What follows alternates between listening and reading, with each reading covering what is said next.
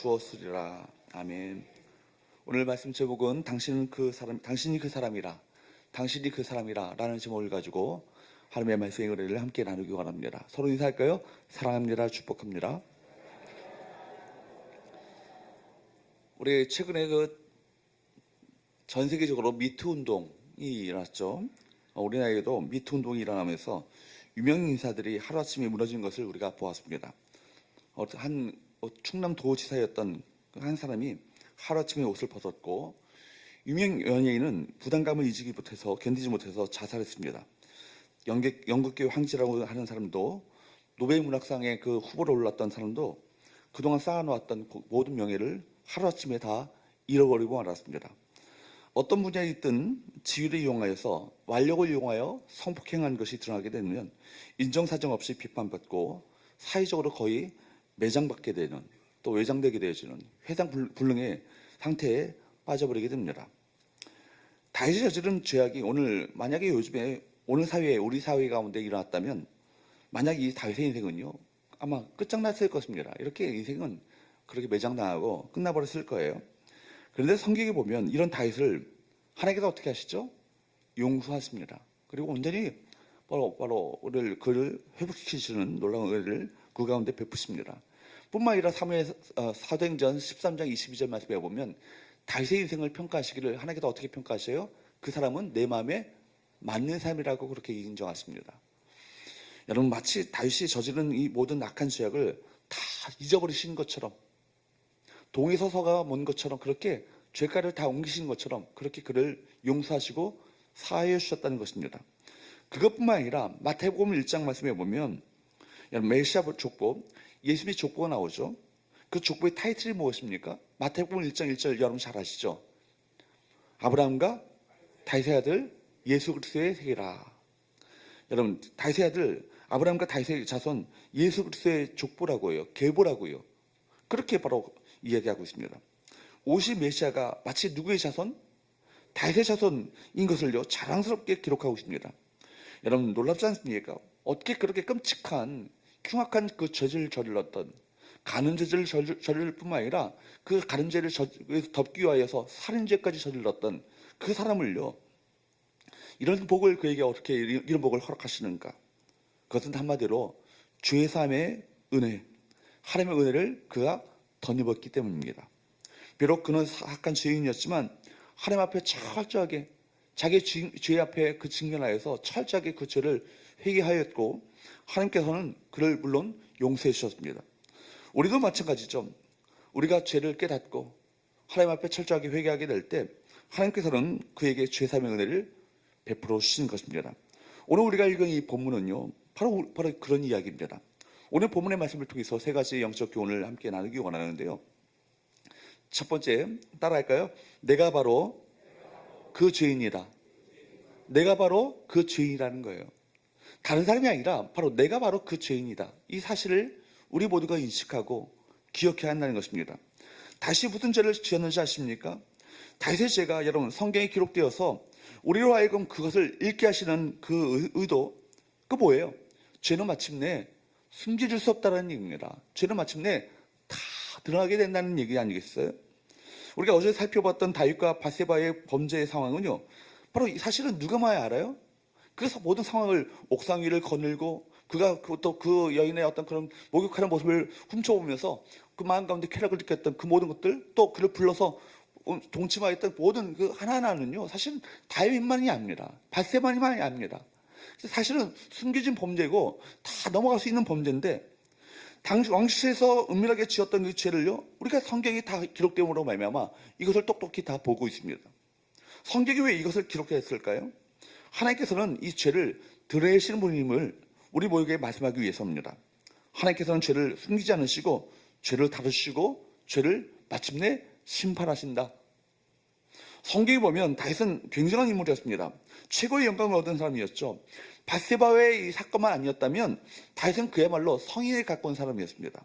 그런데 이러한 바세바의 사건이 일어났음에도 불구하고 하나님께서 그를 만약에 방치하시고 그냥 내버려 두셨다면 어떻게 됐을까요? 회개의 길을 상실해버리고 말았을 것입니다. 결국 그는 선하게 시작했지만 멸망의 길을 걷는 악한 왕으로 기록되었을 것 같습니다. 그러므로 죄를 다루시면서 우리에게 동시에 회개해 주신 기회를 주신 것, 죄를 다루시고 우리에게 회개의 기회를 주신 것, 이것 자체가 뭐예요? 은혜임을 우리 모두가 알아야 하는 것이죠.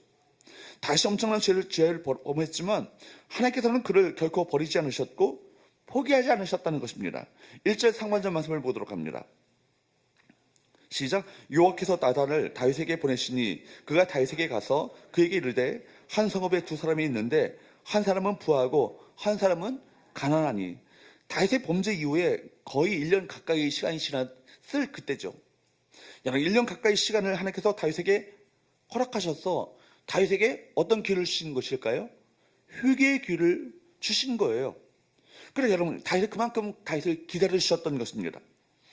그러나 안타깝게도 다윗은요, 자기 죄를 깨닫지 못합니다. 회개의 기회를 주셨음에도 불구하고 금방 회개하지 않았습니다. 그래서 하나님께서는 어느 날 누굴 보내십니까? 나단 선지자를 보내셔서 다윗에게 하나님의 말씀을 전하게 하셨습니다. 다윗을 찾아온 나단은 우선 한 가지 이야기를 다윗에게 꺼내죠. 왕이여, 한 성읍에 두 사람이 있는데 한 사람은 참 부한 사람이고 한 사람은 가난한 사람입니다. 부자는 소와 양들을 많이 가지고 있었지만 이 가난한 사람은요, 자기가 사서 기른 새끼 암양 한 마리밖에 없었습니다. 그 양은 그와 그 자녀들과 함께 한 가족처럼 자랐죠. 그 암양은 그가 먹은 데서 함께 잤고 함께 그에게 있어서 애지중지 좀 귀한 어린 양 한 마리였습니다. 그러다 어느 날, 딸과 같은 존재였는데 그러다 어느 날 한 나그네가 그 부잣집에 찾아왔습니다. 부자는 손님을 위하여 양을 잡기로 하였지만 자기 양을 잡으려고 하니까 아까워서 이웃집 가난한 사람의 암양을 빼앗아다가 그에게 온 손님에게 그 양을 대접했습니다. 이 이야기 누구를 빗대서 얘기하는 거예요? 다윗을 빗대서 이야기하는 것이죠. 다윗의 지은 죄가 이와 같다는 것입니다. 다윗은 부자였고 부족한 것이 없었습니다. 왕비도 여럿이고 궁녀도 많았습니다. 그런데도 불구하고 신하에게 하나밖에 없는 이 아내를 빼앗아다가 바로 자기 정욕을 채웠던 것이죠. 여기까지 들은 이 다윗은요, 불같이 화를 내면서 이렇게 말했습니다. 5절 말씀을 보도록 할까요? 시작. 여호와의 살아계심을 두고 맹세하노니 이 일을 행한 그 사람은 마땅히 죽을지라. 다윗이 그 사람에게 말하기를 뭐라고 합니까? 여호와의 살아계심을 두고 맹세하노니 이 일을 행한 그 사람을 마땅히 죽을지라. 그러자 다윗이 나단이 어떻게 말하죠? 7절 말씀을 한번 볼까요? 제가 좀 PPT를 잘못 쓴 것 같아요.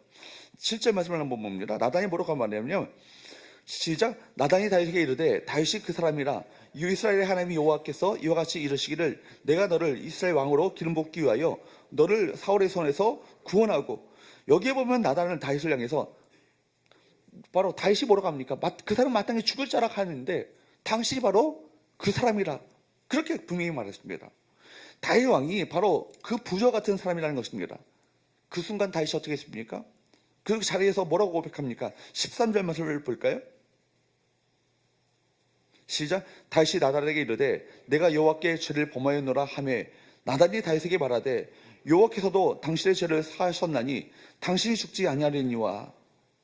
다윗은 내가 여호와께 죄를 범하였노라, 그렇게 고백했습니다. 여러분, 만약에 다윗이 계속해서 자신의 죄를 은폐하려고 했다면 나단을 얼마든지 죽일 수도 있었을 것입니다. 그는 얼마든지 그렇게 할 수 있는 권력을 갖고 있었죠. 그러나 그는 그렇게 하지 않았습니다. 나단 선지자가 당신이 바로 그 죄인입니다. 바로 당신이 그 흉악한 죄를 범한 사람입니다. 당신이 바로 그 사람입니다 라고 했을 때 그는 하나님 앞에서 자신의 그 죄를 인정했고 자백했습니다. 대체로 사람들은 자신의 지위가 높아지거나 가진 것이 많아지게 되면 은근히 교만했습니다. 그리고 자신의 잘못을 시인하기보다는 핑계대기가 쉽죠. 다윗도 얼마든지 핑계를 댈 수 있지 않겠습니까? 밧세바가 유혹해서 내가 그런 죄를 바로 그렇게 되었습니다. 주변 나라의 왕들은 더 악한 일도 하는데 내가 한 일은 그에 비하면 아무것도 아닙니다. 사실 그렇게 말할 수 있었습니다. 얼마든지 핑계댈 수 있었죠. 그러나 다윗은 핑계대지 않습니다. 그는 겸손하게 하나님 앞에 자신을 낮추고 제가 바로 그 죄인입니다. 제가 바로 그 사람입니다. 제가 바로 그 죄를 저질렀던 흉악한 죄인입니다 라고 고백했던 것이죠. 참 놀랍지 않습니까? 그런데 여러분, 나단이 당신이 그 사람이라 그 말씀이 다윗에게만 적용되는 말씀이 아니라는 것입니다. 오늘 우리 이 말씀을 읽고 듣는 우리 저와 여러분이나 똑같이 적용될 수 있는 말씀이라는 것입니다. 다윗만이 아니라 저와 여러분, 바로 그 사람이 바로 죽어야 될, 마땅히 죽어야 될 그 사람, 심판받아야 될 그 사람, 바로 하나님 앞에 우리가 그 지옥의 저주를 받아야 될 그 사람이 저와 여러분이라는 것을 기억하시기 바랍니다. 따라서 우리는 당신이 바로 그 사람이라 라고 하는 나단 선자의 말을 나를 향한 말씀으로 우리가 귀를 기울여 들어야 할 것입니다. 나단 선자의 메시지를 들었던 다윗도 처음에는 그것이 다른 사람의 이야기라고 그렇게 들었습니다. 그래서 그런 놈은 마땅히 죽을 자입니다, 그렇게 소리쳤죠. 그러나 나단은 다윗을 똑바로 쳐다보면서 당신이 바로 그 죄인입니다, 당신이 바로 그 사람입니다, 그렇게 말했던 것이죠. 다른 사람이 들어야 될 말씀이 아니라 바로 이 순간 이 말씀은 당신이 들어야 될 그 말씀입니다, 그렇게 말했던 것입니다. 그러자 다윗은 하나님 앞에서 겸손하게 내가 여호와 앞에 죄를 범했습니다 라고 고백했던 것입니다. 그렇습니다. 하나님의 말씀은 다른 사람이 들어야 될 설교가 아니고 다른 사람의 죄에 대한 이야기가 아니라는 것입니다. 성경에 기록된 말씀을 단순히 과거의 옛날 이야기로 또 다른 사람의 이야기로만 듣는다면 우리에게는 아무런 소망이 없는 거예요. 우리는 하나님의 말씀 앞에서 그 말씀에 직면할 때마다, 말씀을 우리가 들을 때마다 그 말씀이 나를 향한 말씀이고 나를 향해 선포되어지는 하나님의 메시지로 우리 모두가 겸허하게 들을 수 있어야 한다는 것입니다. 저 말씀은 나에게 들려주시는 하나님의 말씀이다, 내가 바로 그 죄인이다, 내가 그렇기 때문에 하나님의 은혜가 필요한 자이고 그 안에 구원의 은혜가 필요한 자이고 내가 바로 구원받아야 될 바로 그 죄인이다, 그렇게 받아들여야 한다는 것입니다. 성경은 하나님의 말씀이죠. 하나님께서는 성경 속 인물인 다윗에게만 말씀하시는 것이 아니라 성경을 통해서 오늘 이 시간 우리 모두에게, 이 순간 우리 모두에게 다 말씀하고 계십니다. 제가 바로 그 죄인입니다, 제가 하나님 앞에서 교만했습니다, 제가 하나님 앞에서 온전하지 않았습니다, 제가 하나님 앞에서 음행을 저지르고 범죄했습니다. 그 하나님의 말씀을 읽을 때 그 말씀이 다른 누구를 향한 말씀이 아니라 바로 나를 향한 말씀, 그 말씀으로 우리 모두가 기억해야 할 것입니다. 다윗만이 그 사람이 아니라 내가 바로 그 사람이라고 고백해야 하는 것입니다. 여러분, 예수 그리스도께서 이 세상에 오신 이유는 단 한 가지입니다. 우리 각자 때문에, 아니 나 한 사람 때문에, 정확히 말하면 나 한 사람 때문에 우리 예수께서 이 땅 가운데 오신 것이죠. 예수께서 십자가에 피 흘리신 것, 죽으신 것 바로 나 때문입니다. 그래서 이사야 선지자는 이렇게 말씀합니다. 이사야 53장 5절 6절 말씀을 보도록 할까요? 같이 읽어보도록 합니다. 시작. 그가 찔림은 우리의 허물 때문이요 그의 상함은 우리의 죄악 때문이라.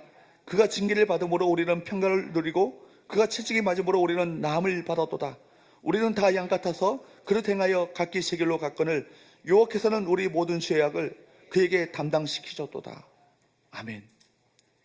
우리 대신에요, 나라고 바꿔서 다시 한번 읽어보도록 합니다. 시작. 그가 찔림은 나의 허물 때문이요 그의 상은 나의 죄악 때문이라.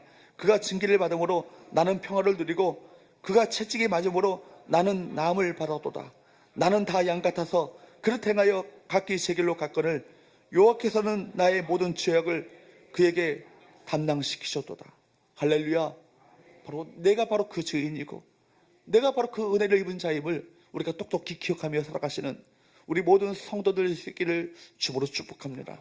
그럴 때 진정한 찬양이 나와요. 거기서부터 진정한 예배가 나오는 거예요. 거기서부터 주님을 향한 진정한 감사가 터져나오지 않겠습니까? 그러므로 두 번째, 따라할까요? 십자가의 은혜는 철저한 회개를 통하여 주어진다. 십자가의 은혜는 무엇을 통해 주어져요? 철저한 회개를 통해 주어진다는 것입니다. 여러분, 다윗의 위대함은 바로 이것입니다. 말씀 앞에 자신의 죄를 정직하게 인정하고 회개했습니다. 그래서 그는 나단 선지자 앞에서 내가 여호와께 죄를 범하였노라, 내가 여호와께 죄를 범하였노라, 이 원어적으로 정확히 번역한다면 내가 여호와 하나님 앞에 죄를 범하였습니다, 이 얘기예요. 그렇게 자백할 수 있었던 것이죠. 이런 다윗의 모습과 여러분, 하나님께 버림받았던 사울 왕은요 아주 극명하게 잘 대조가 됩니다. 사실 인간적으로 보면요 다윗이 사울 왕보다 나은 것이 별로 없어요. 사울이 훨씬 더 도덕적이고 의로운 면이 많았습니다. 사울은 남의 아내를 빼앗은 적도 없었고 그 죄를 덮기 위해서 그의 남편을 죽인 적도 없었습니다. 그럼에도 불구하고 하나님께서는 사울을 버리시고 다윗을 끝까지 축복하셨습니다. 왜 그랬을까요? 그것은 다윗이 하나님 앞에서 겸손하게 자신의 죄를 인정하고 회개했기 때문입니다. 반면에 사울은요, 회개의 복음을 몰랐죠. 사무엘상 15장 말씀에 보면 하나님께서는 어느 날 사무엘 선지자를 통하여서 사울 왕에게 이렇게 말씀하셨습니다. 아말렉을 진멸하라. 그렇게 명령하셨습니다. 사울은 그 말씀에 순종해서 아말렉을 쳤죠. 그런데 문제는 그가 하나님의 말씀에 순종했는데 100% 순종한 것이 아니었다는 것입니다. 물론 거의 다 순종했죠. 그러나 조금만 불순종했습니다. 여러분, 불순종한 부분이 뭐예요? 분명히 하나님께서는 다 죽이라고 명령하셨죠. 사무엘상 15장 9절 말씀을 한번 보십시오. 시작. 사울과 백성의 아각과 그의 왕과 소의 가장 좋은 것 또 어린 양과 모든 좋은 것을 남기고 진멸하기를 즐겨 아니하고 가치 없고 하나치 않은 것은 진멸하니라. 하나님께서 다 진멸하라 말씀하셨지만 아말렉 왕 아각을 살려두었고 짐승 중에서 좋은 것을 남겨두었습니다. 사무엘 선지자가 와서 이걸 보고는 왜 왕이여 왜 여호와의 목소리를 청정하지 않았습니까?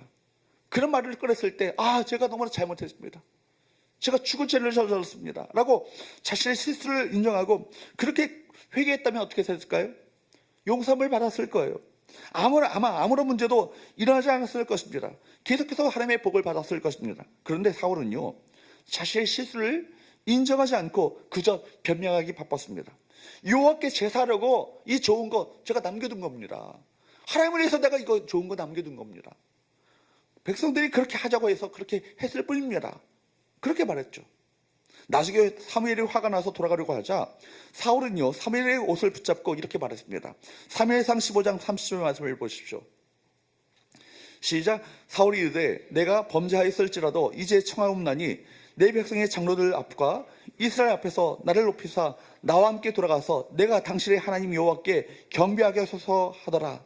보십시오. 사울이 끝까지 회개하지 않았습니다. 예수님의 제자 베드로와 가룟 유다를 봐도 여러분 비교해봐도 동일한 믿음의 원리를 발견할 수 있지 않습니까?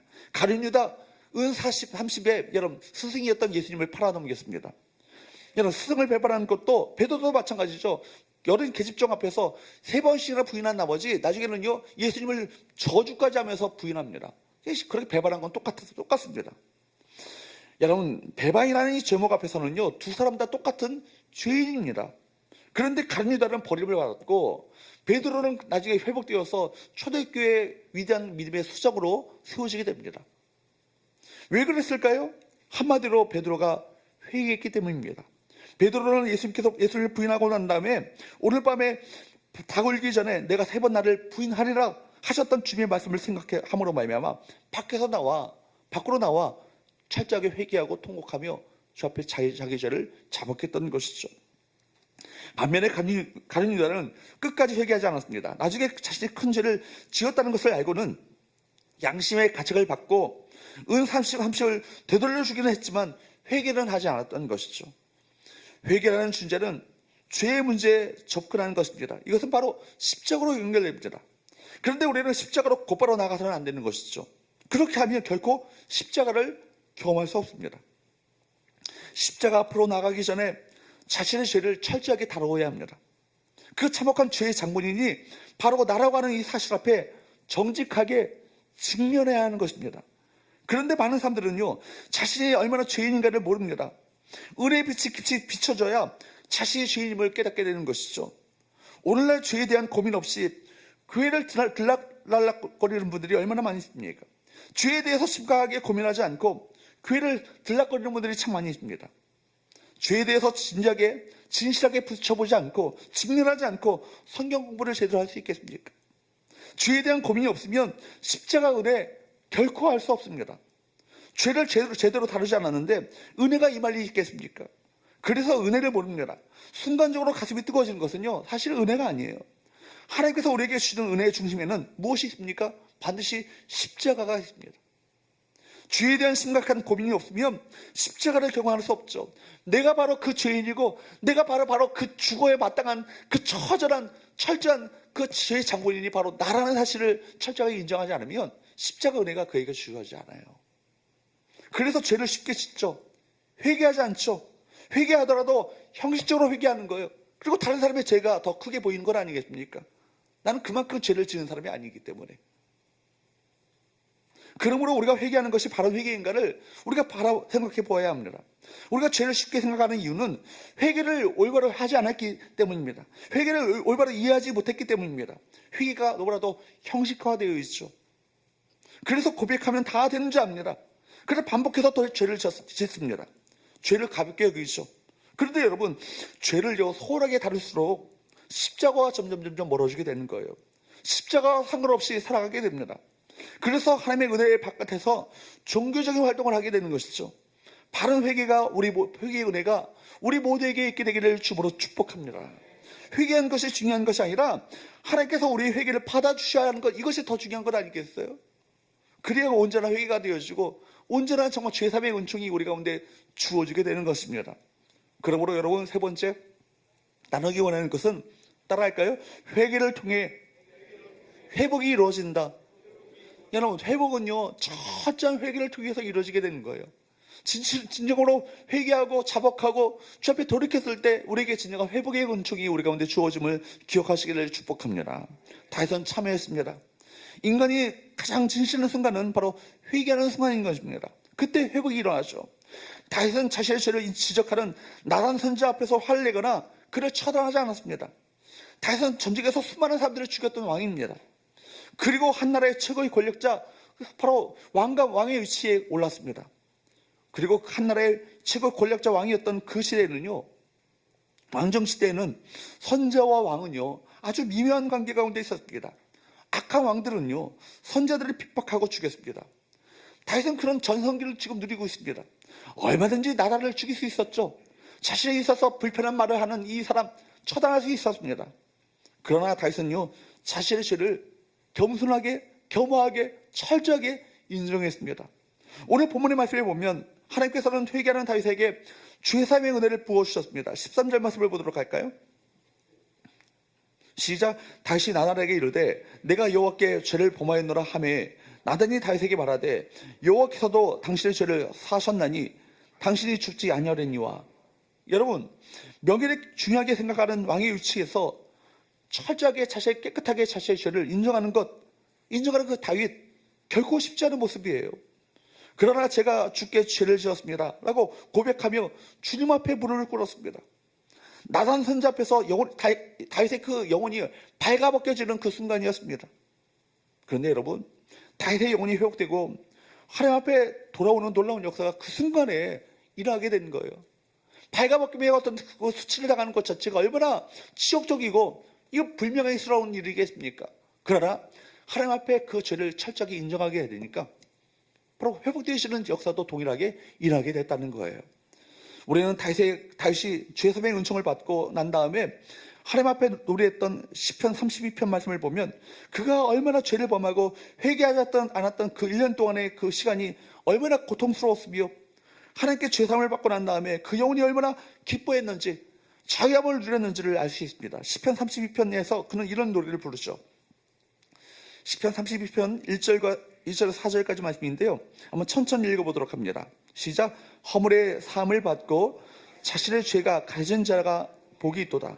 마음에 간삼이 없고 여호와께 정죄를 당하지 아니하는 자는 복이 있도다. 내가 입을 열지 아니할 때 종일 신음함으로 내 뼈가 쇠하였도다.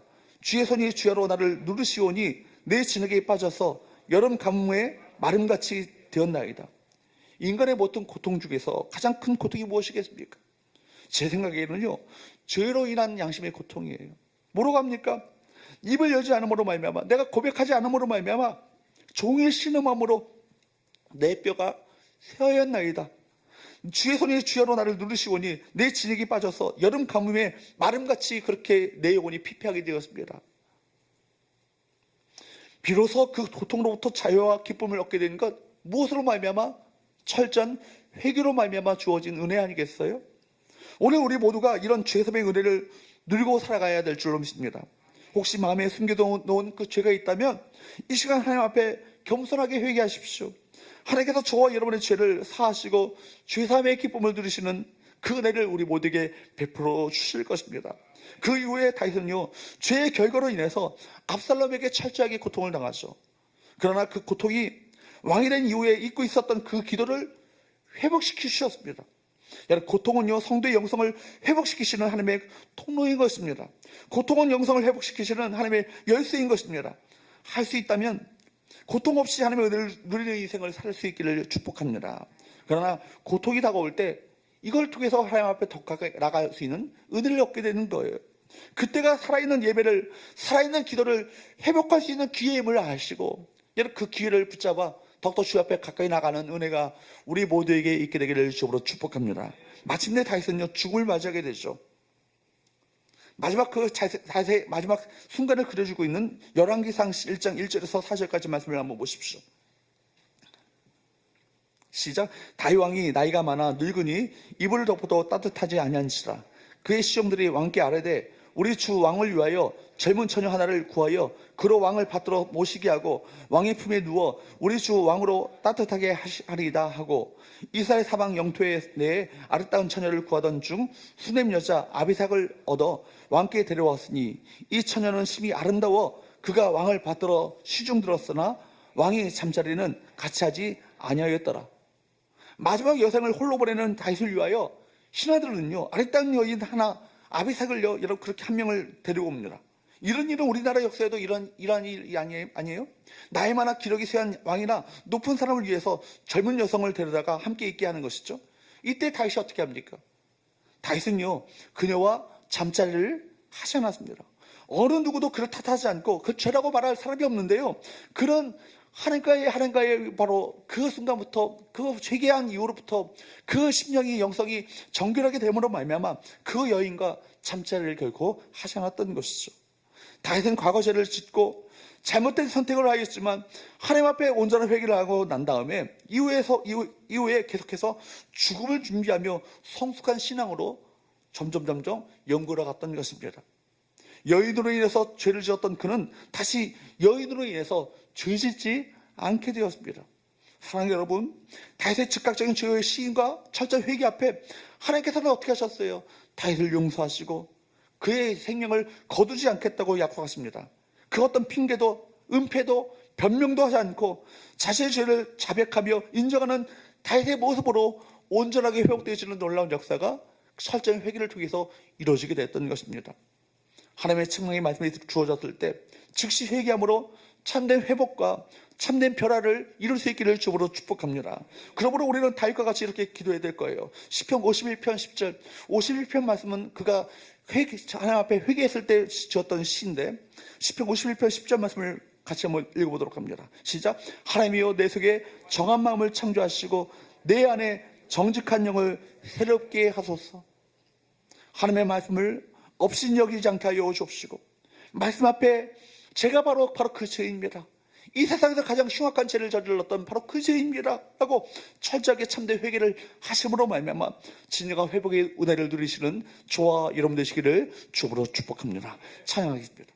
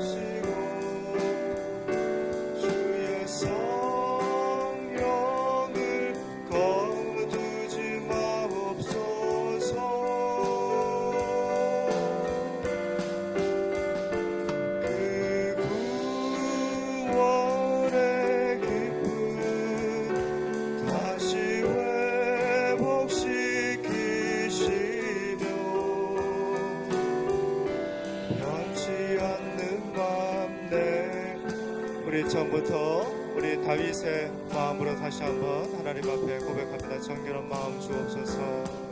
정결한 마음 주시옵소서. 오 주님, 내 안에 정직한 영을 새롭게 하소서. 하나님, 정결한 심령 되기 원합니다. 아버지, 거룩한 심령 되기 원합니다.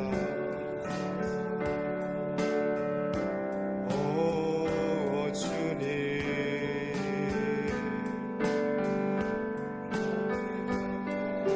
새롭게 하소서. 나를 주님 앞에서 하나님 은혜로 나를 붙들어 주옵소서.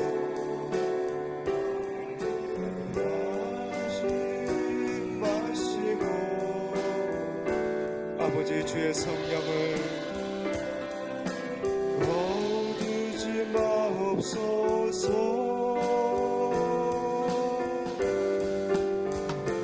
그 구원의 기쁨 다시 회복시키시고 정직한 마음에 나를 주님 앞에서 멀리하지 마시고 은혜를 사모하며 간절히 찬양합니다. 나를 주님 앞에서 멀리하지 마시고 주의 성령을 거두지 마옵소서. 하나님, 나를 불쌍히 여겨 주옵소서. 아버지, 우리를 불쌍히 여겨 주옵소서. 구원의 기쁨 다시 회복시키시고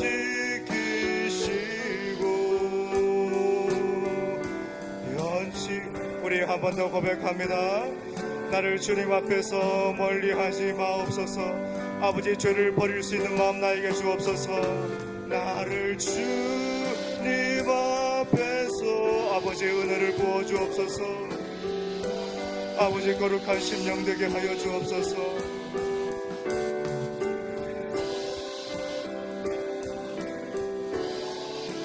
마옵소서. 그 구원의 기쁨 다시 회복시키시고